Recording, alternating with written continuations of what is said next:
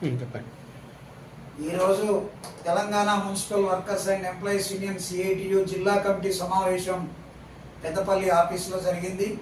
ఇందులో ప్రధానంగా మున్సిపల్ కార్మికులు ఎదుర్కొంటున్నటువంటి సమస్యలను పరిష్కరించాలని, అదేవిధంగా కాంగ్రెస్ పార్టీ గత అసెంబ్లీ ఎన్నికల ముందు ఇచ్చిన వాగ్దానాలు అమలు చేయాలని డిమాండ్ చేస్తూ దశల వారీగా ఆందోళన కార్యక్రమాలు నిర్వహించాలని CITU Telangana municipal workers union రాష్ట్ర కమిటీ నిర్ణయించింది.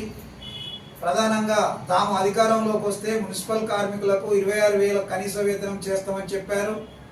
కార్మికులందరినీ పర్మనెంట్ చేస్తామన్నారు. అదేవిధంగా ఇప్పటి వరకు ఉన్నటువంటి లోకల్ సమస్యలు ఏమున్నా వాటిని కూడా పరిష్కరిస్తామన్నారు. కానీ అధికారంలోకి వచ్చి 2.5 సంవత్సరాలు పూర్తయింది. ఇప్పటి వరకు మున్సిపల్ కార్మికులకు ₹1 జీతం పెంచలేదు, ఏ ఒక్క కార్మికుడిని పర్మనెంట్ చేయలేదు. పైగా గతంలో చనిపోయినా లేదా అనారోగ్యాల పాలైనా రిటైర్మెంట్ అయినా కార్మికుల స్థానంలో వాళ్ళ కుటుంబ సభ్యులను పెట్టుకునేటువంటి ఆనవాయితీ ఉండేది.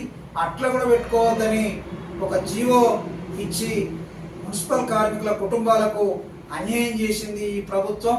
అందుకే ఈ విషయాలన్నిటిపైన ప్రభుత్వం దృష్టికి తీసుకెళ్లి ప్రభుత్వం మీద ఒత్తిడి తెచ్చి తమ సమస్యలు పరిష్కరించుకోవడం కోసం మున్సిపల్ కార్మికులు రేపటి నుండి దాదాపు 1 రోజుల కాలం అనేక రూపాల్లో ఆందోళన పోరాట కార్యక్రమాలు చేస్తూ ఉన్నాం.